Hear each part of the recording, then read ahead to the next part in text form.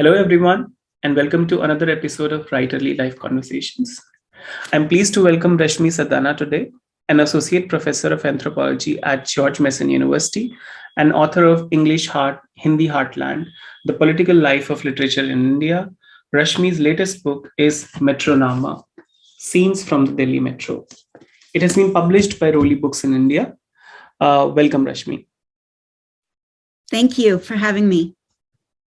Rashmi, let's first begin with this title of the book, which is METRONAMA. If I remember correctly, the memoir of the Emperor Babur is Baburnama. So this fusion of an Urdu word with the English word is really interesting. I believe it's a biography because you are writing it and not the metro. And it's interesting. It is called Memoir of the Metro. What do you have to say about it? METRONAMA, you're absolutely right. It actually means that the metro would be relaying its own stories or its own biography. And obviously the metro's not doing it, I'm doing it. But I liked this title because it's a little playful in that way. And, as an anthropologist, as someone who thinks about ethnographic truth and representation, I also wanted to kind of play with this idea of, yes, I'm the author of the text, but there are many voices coming through the metro, the people I interview. And so that's why I sort of came to that title. I also, having lived in India for many years, my experience of North India is as it's Hindustani. It's a mix of Hindi, of Urdu. English has a role to play in this as well. And so I feel the title represents the culture of the city that I'm writing about. Perfect. I felt the same because this playfulness is actually visible in this book, and it doesn't make it look like you really worked hard on it. The craft of it is like it is very effortless. So thank you for this. I wanted to know whether you have seen the movie Jab We Met. It's directed by Imtiaz. Yeah. I mean, a long time ago, but yes. Yes, it was released in 2007, if I remember correctly. Yeah, because the introduction reminded me of that movie. The way, really? Because on the train. Yes, Reena is entering the ladies' coach of the. You begin the book by from the Mundka station, and you sort of contrast the outsides of the city, making us feel as if metro is a city within the city. This juxtaposition actually heightens when Ravina says that it's a ladies' coach, which is why I am there. And she also says that Haryana is not good for girls. And one wonders what changes in between, right? Right before entering the metro, it is sort of a hostile environment. And when you enter the metro, you feel as if you're in a safe and a protective space. Because when Karina, who is playing Geet in the movie, when she enters the metro, she says that my parents say that you should always board this AC train, AC coach of the train, because you are a girl. As if pata hi nahi ki main ladki hu.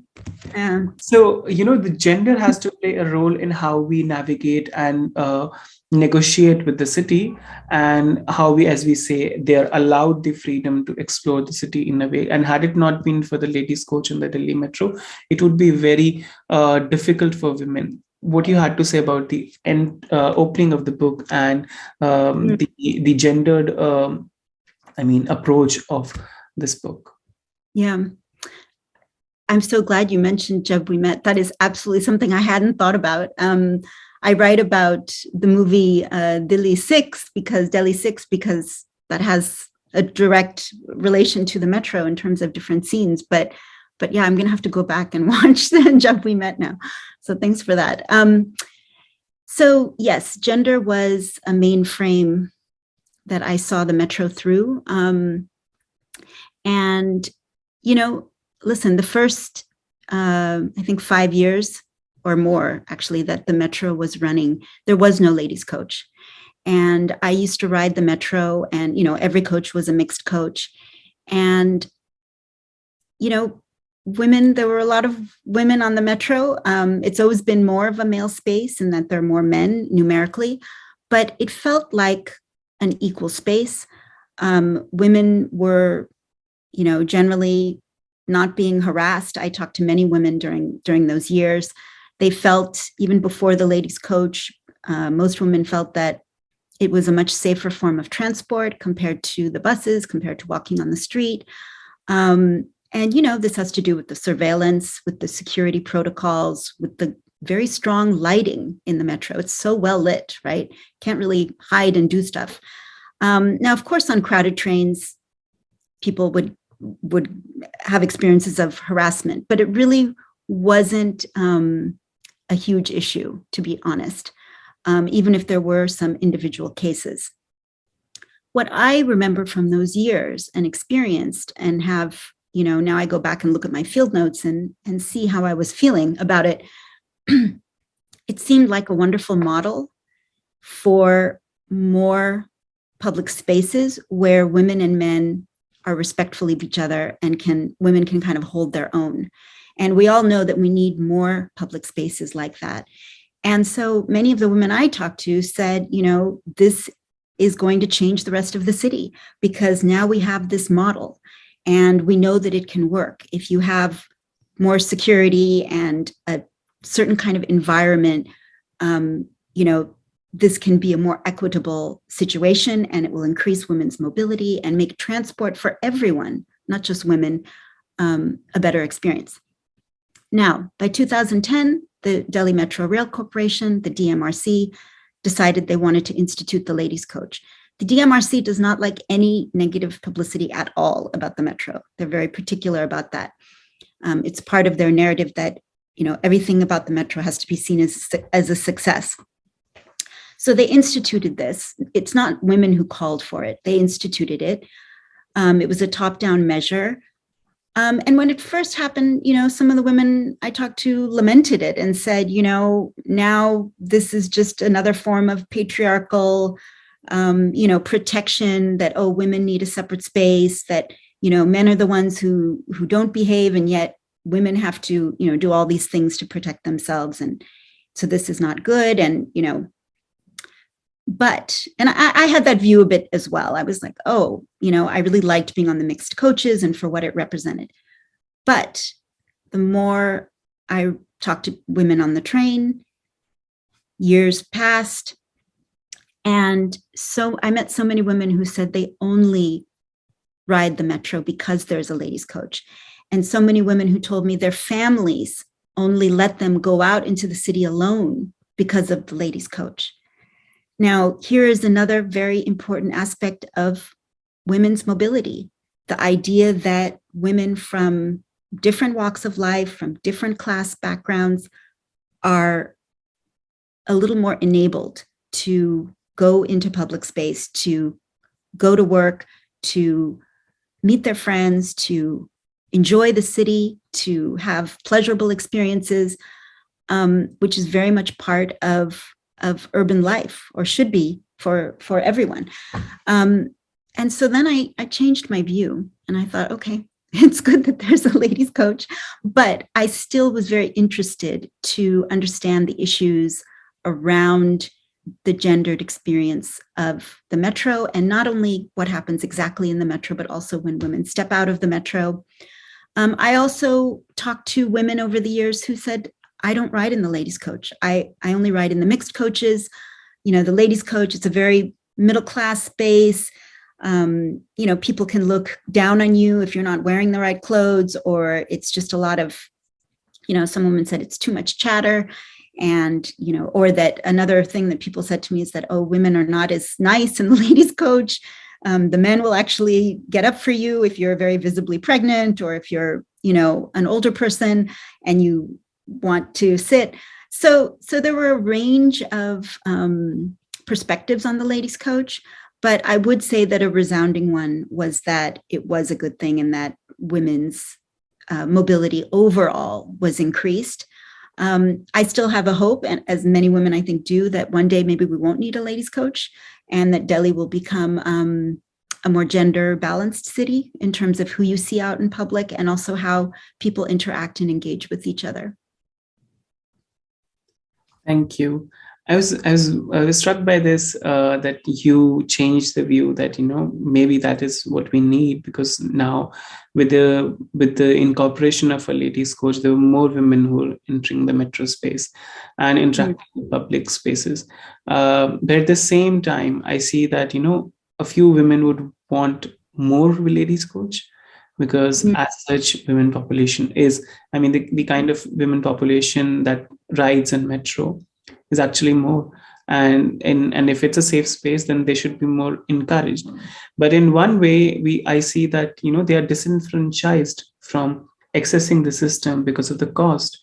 Because if we talk about across class and caste boundaries, people entering the metro space, it should be cost effective for them. Because I mean, it is very interesting that I was in the metro yesterday, and this person was lamenting the fact that Punjab roadways can can I mean, he was comparing Punjab roadways with metro very interestingly, and was also giving up cost benefit analysis of all sorts, how much time it saves, and I pay so little for it, and here you have this world class infrastructure, but it's of no use for me, right? So I was wondering whether you also had these contrasting views, and I would want to know about the view about the cost, regarding the cost.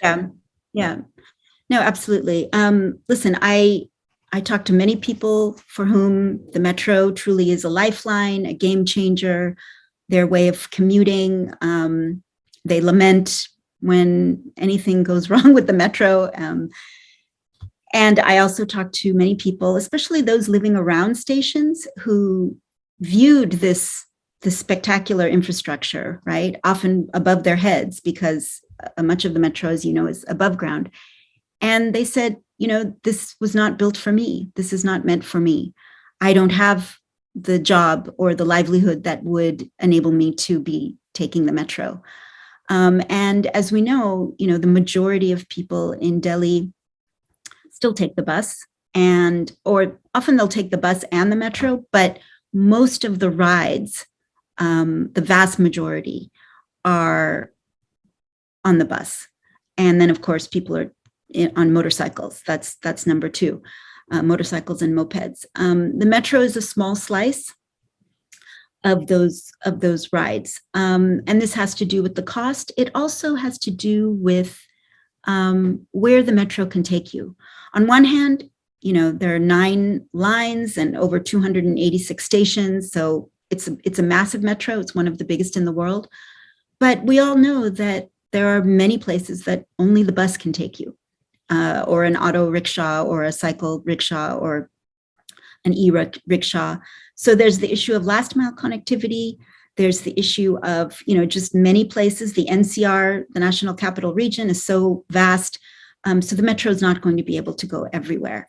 So both of those issues of cost and also of really where you can access, what you can access in the city, are very big issues. And listen, the metro is great, but for that kind of amount of capital, of funds, of money going into that system, if they put a fraction of that into a world-class bus system, that would be even more transformative for more people. Absolutely. And you time and again bring this issue in the book, and you always talk about last mile connectivity, and how when people are used to this particular infrastructure, might as well enhance it so that more people are encouraged to use it, the bus system. You also talk about bus rapid transit's failure also. And how people, particularly in the South Delhi, were not very excited about the metro. I remember a date of mine when I was, when he invited me to his place in Kailash Colony. I was asking that, where should I get down from the metro, because I do not know this place. Sorry, can you tell me the nearest metro station? So he was like, metro? I've never used a metro. What are you saying? You've never used the metro? Or no? I said, okay, let me check where this is. Can you tell me the exact location so that I might see where the nearest metro station is? Yeah. So he just matter of factly asked, where are you right now? I said, I'm at Kashmiri Gate. Okay, I'm really not sure where it is. So in your book also, I felt that, how far removed we are from reality, from the ground reality, is also the product of our positionalities. There are different people who imagine metro in a different way, and there are different people for whom public transportation system per se doesn't matter at all. You in this book interview people across fields, and also users, non-users of the metro, as you said, that people who feel that it is not for them, it just rides overhead, and also with bureaucrats and even Delhi chief minister and DMRC employees. What would you say regarding the views of the Delhi Metro for these people, for people who are particularly invested in an architecture and infrastructure like the metro, and people who actually use it, and people who even though it, it exhibits this India shining, thingy, but it doesn't necessarily do any good for them. Yeah, so that was, of course, the most interesting aspect of doing the research for this book was really hearing all kinds of not only opinions, but experiences that people had in their lives, sometimes before the metro even existed, and how that made them think about infrastructure, about the architecture of the city, about urban planning. So the architects and urban planners I talked to, whether they were working in the DMRC or outside of it, frankly, they all want the city to be better, right? They want it to look better. They want it to feel better. They want it to work better. But then the question is, what does better mean and for whom? For the car driving classes of South Delhi that you mentioned, and that I also write about in the book, they don't want to step down to even get to the metro station. Many of them also take the metro for certain rides, but as a regular thing, they're not going to give up their car, and often their driver. Don't forget the driver. And so, but they still like the metro because it makes Delhi more of a global city, and they're happy to see it go around the city, and it enhances their lives in that way. And also real estate prices. Exactly. So the real estate prices along the metro lines, it creates densification, but it also creates higher property values. So the people who already were property owners, they're doing very well, as long as they weren't the shopkeepers or people living along metro lines who had to move. Then you were a little bit out of luck, or a lot out of luck. So there are those issues, and really these are issues about what mega infrastructure does and what it means for different classes and castes of people. I will say, though, that even people who don't ride the metro or ride it, infrequently, many of them also like the idea of the metro too. They also have aspiration. They also like to see well-constructed infrastructure, right? It's an example that actually, the government can do well-constructed infrastructure that has international standards, where the workers wear helmets, where, the construction, of course, it was very disruptive, but it could have been a lot more disruptive, where there's sound barriers, so neighborhoods are not, experiencing increased sound as the metro goes through. There are all of these things that the metro shows. But then I think a question that many people had, and many people posed to me in different ways, was, well, we like the metro, but we want other infrastructures in Delhi to be like the metro. How about water? How about electricity? One of the striking images from my fieldwork was in Okla, and I spent a lot of time around the station. The line goes above, and there would be this routine where the water trucks would come and they would pull up just under the metro line, and people would be coming with their jugs to get water. And so this was very striking, because here you have this multi-crore, Delhi Metro going on top, and then you have people coming with their plastic water jugs getting water from these municipal trucks. So the metro certainly adds, but it does not solve the question of what equitable urban development really looks like on a larger scale. Absolutely. And I was also, I remember reading this particular thing when this truck stops by, and this person says that, this water rationing thing, and we're wondering that how our lives can be more, it has to be enhanced on each and every level, and not just that a good transport would actually suddenly change the image of the city or of the country. I was wondering whether during the research, it was an over a decade research, right? What outcomes of this research you had in mind, what view of the city you had in mind when you began, and how it changed over the years. And by the time you had a sort of a material that you could turn into a book, what kind of stories you wanted to tell. And secondly, whether this vignette form came to you naturally when you started working on it, because it is sparse, it is storytelling at its best, and it is not overburdening people with the, this ethnographic jargony language. It is almost that, I felt like it's a radio clip, right? One after the other, some or the other person is starting and telling their stories. So what about the research, and whether this vignette form came to you naturally? So when I started the research, I really didn't know what exactly it was going to be. And this is partly the contingent nature of ethnographic research.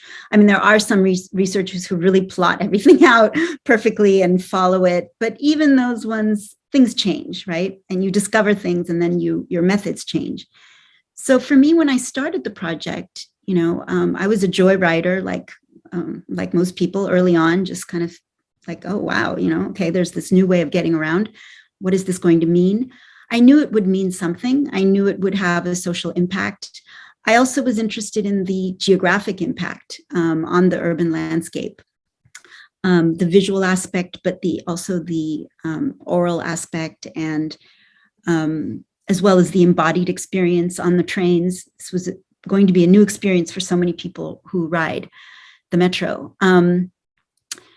But at the beginning, I didn't know, as ethnographers, as an anthropologist, we study the small scale, we study communities and individuals and neighborhoods and sometimes ethnic groups or religious groups. And I thought, wow, this metro goes so many places. And then with each year, there was more lines. So I thought, okay, I'll do an ethnography of the Delhi Metro Rail Corporation. That was the first idea. So I would go to their offices, and they were very nice, but I didn't get much beyond the PR department, because they're very, closed in terms of they're worried about the image. So then I thought, okay, maybe I'll pick 3 stations and focus on what happens at those stations and people getting on and off, and I'll do an ethnography of 3 stations.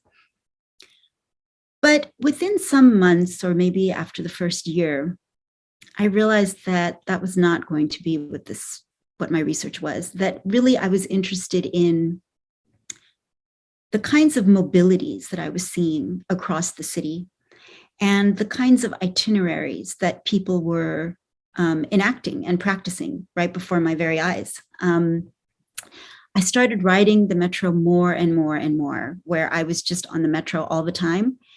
And I also broke my own shyness about talking to people in public, on public transit. And I started talking to people. And then this became, I would say, a kind of ethnographic practice, where I just, in the morning, I would just get on the trains and I would I would often ride to the ends of the lines and back. I became very interested in the ends of the lines. Actually, I start the book, as you mentioned, in Munka, which at one point was the end of the line, the Green Line, now it's City Park. And I end the book, actually, the last vignette before the epilogue, in City Park.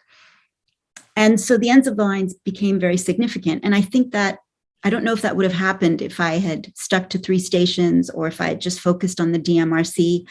I really wanted to think about the city as a whole, which of course, is very daunting. And I don't know if I quite achieved that, but I wanted to understand how people's itineraries were changing, but also what they were thinking about those itineraries and about how their lives mapped onto these new ways of exploring the city, or just getting around the city for, mundane activities as well as special activities. So the research evolved over time. I learned from my own field notes and experiences and adjusted as necessary. Part of the reason it was such a long project is that I knew that I wanted to cover the first 3 construction phases of the project, phase 1, 2, and 3, because I felt that those were going to be the most impactful because they were the first. Of course, now phase 4 is underway and that'll change things even more. But really by the end of phase 3, you had a really massive system that went all over the place. So I was interested in that sort of the longue durée of that. I also was interested in the fact that, 10 or 20 years from now, we may not remember what that initial impact of the metro was. And so I also had the sense of the temporal. So there was the spatial aspect of the project of, covering as much ground as I could through stations and lines. And then this temporal idea of really understanding the change that it was causing for many people who were involved in the metro, either from the urban planning side or from, the metro riders, which really became I would say the main focus over the years. Now, all of this does not mean that I knew what the book was going to look like or how I was going to write it. That actually came later. This is not as you indicated, this is not a traditional ethnography, where you have 5, 6 chapters and each chapter is on a different theme, and then you correlate your quotations and descriptions to the themes. I thought about doing that and I kind of dismissed it very quickly, because what I was doing with my field notes, I found when I sat down to write, is that I was actually writing in scenes. I was looking at my field notes, and then quickly also I was able to remember the actual scene or the actual conversation. And so I had that scene or conversation or, tableau in my head. And then I also had the field notes with direct quotations and observations of, what color kurta somebody was wearing or whatever it was. And from there, I wrote scenes. Now, once I had, maybe 20 or 30 scenes, that's when I started to think, could I actually have a book of scenes? Now, each scene was worked over and revised and rewritten countless times, I have to tell you. And that process itself was an iterative process in that the more I revised and rewrote and kind of sculpted each scene, my 2 aims were to be absolutely authentic to the people I talked to and to, what I saw and what I heard and all of that. And then the second objective was to, relay the meaning of what I thought was going on. And so in the revision process of the scenes, that is where I had a lot of discovery of, commonalities between scenes, issues that came up, problems that came up, things that couldn't be resolved. And so that was a really kind of deep and intricate process, I would say, of revising the scenes, writing more scenes, And then, of course, at the end, sort of ordering them into the 3 parts. Absolutely. And I also write in my review that, because of the structure of this book, you can actually approach any chapter. You can start reading from anywhere, anyway. And I somehow felt that these 3 phases that you have covered, which is why this book is divided into 3 parts, because there are 3 phases of the Delhi Metro. One thing that I was really I sort of had this feeling when I started reading this book that there must be mention of Please Mind the Gap, the documentary by Mithali Trivedi and Gagandeep Singh. And I have no idea, but I was feeling that if there's a book, if there has to be a book on Delhi Metro, it has to capture the queerness of the city, or how queerness is mapped in this particular, on public transports. And I was really struck by your mention of the gang. They're called gangway, the in-between spaces. Right? Yeah, that's what the DMRC calls them. Yeah. Yes.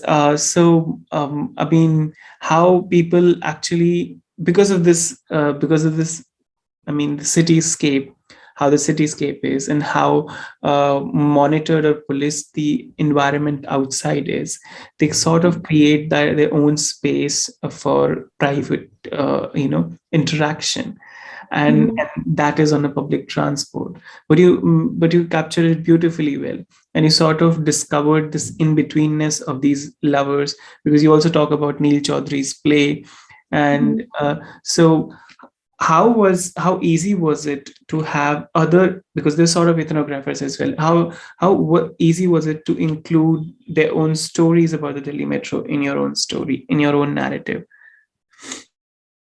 Sorry, how was it to include the story of people who I talked to, or of like the play or the documentary? Yes, other people, through people who are equally invested as you were invested in the scenes of the Delhi Metro, because they also capture a particular reality of the Delhi Metro. And how easy was it to seep in? And because you mentioned all these things are very striking in the way you narrate the story.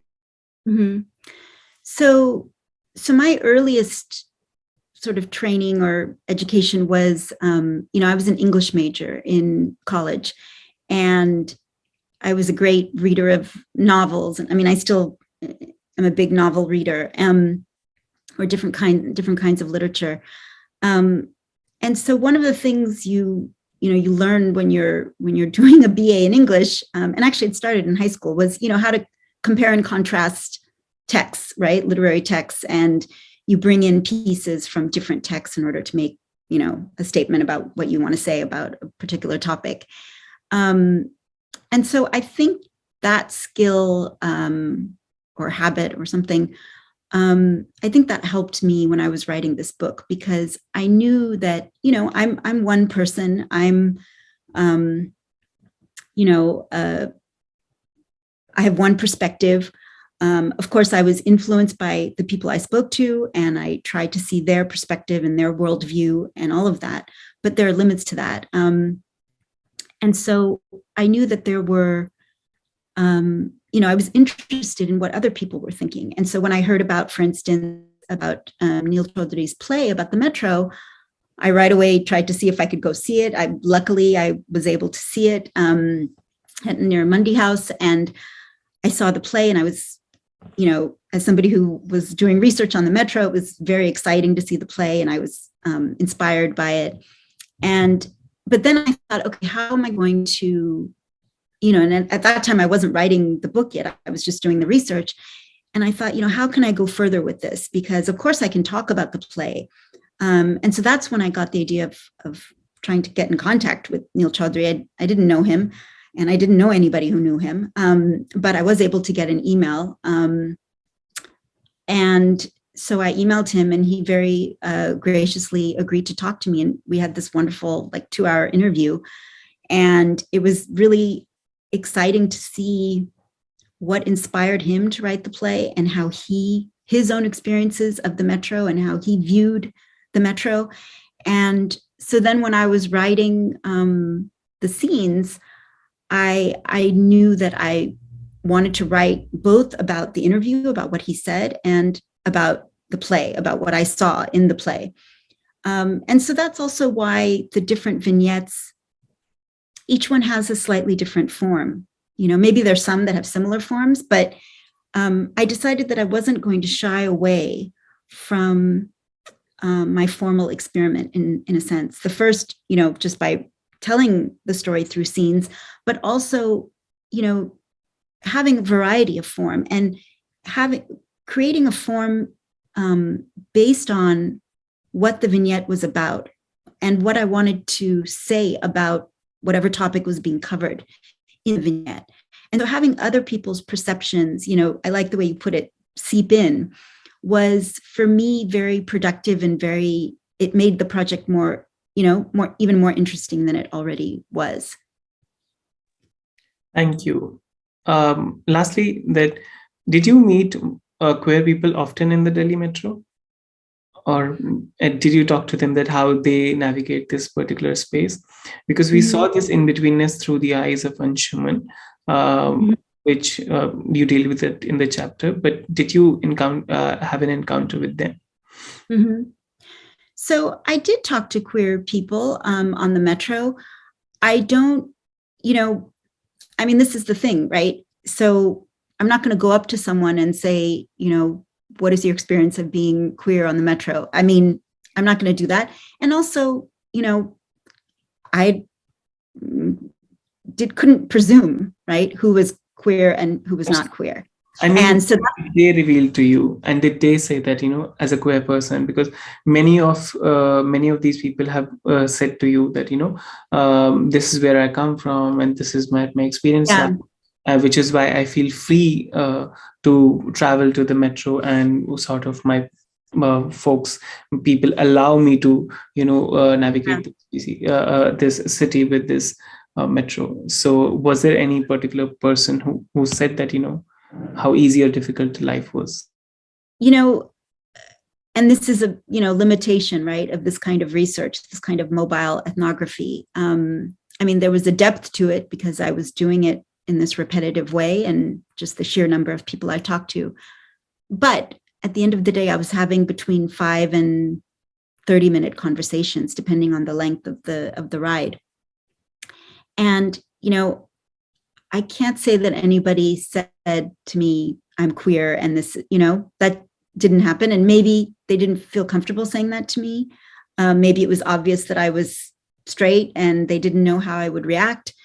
Which of course is too bad. I would have very much enjoyed talking to different people with different backgrounds in this way. And maybe that's for a future researcher to focus on more than I was able to. I tried to include what I could, but I also, was not going to manufacture something obviously that wasn't there. And so I think that's something that could be explored more. Thank you for your honest response, and this honesty is intact in this book. I would highly recommend each one of you who is watching this particular conversation to buy this book and read, and enhance your experience of writing in the Delhi Metro by reading about it and other stories. Thank you so much, Rashmi, for this conversation. Thank you so much. Thank you. I really enjoyed it.